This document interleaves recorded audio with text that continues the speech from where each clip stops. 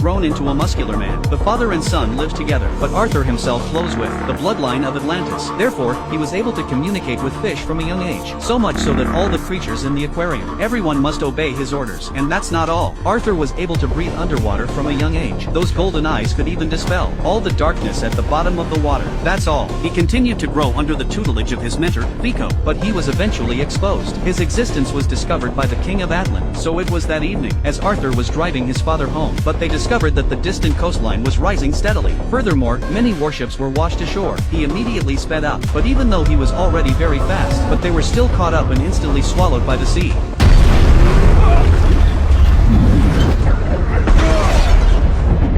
At that moment, a tree trunk pressed against his chest, finally broke free from the restraints, arrived at the car's location, but they discovered, this place is surrounded by a giant water sphere. Upon seeing this, Arthur quickly rushed inside. However, after he rescued his unconscious father, the father, however, inhaled a large amount of seawater. He had already stopped breathing. At this time, a red-haired beauty suddenly emerged from the water curtain. She is Mela, the new princess of Atlantis. Then Mela unleashed her superpowers. They finally managed to suck out the seawater and save Tom.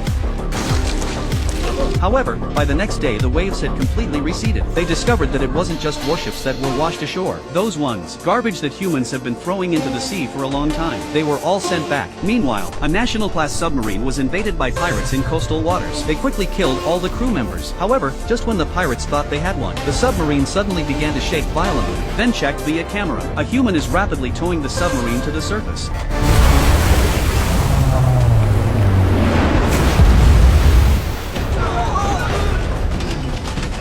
And this person is none other than Aquaman Arthur. He broke down the Iron Gate.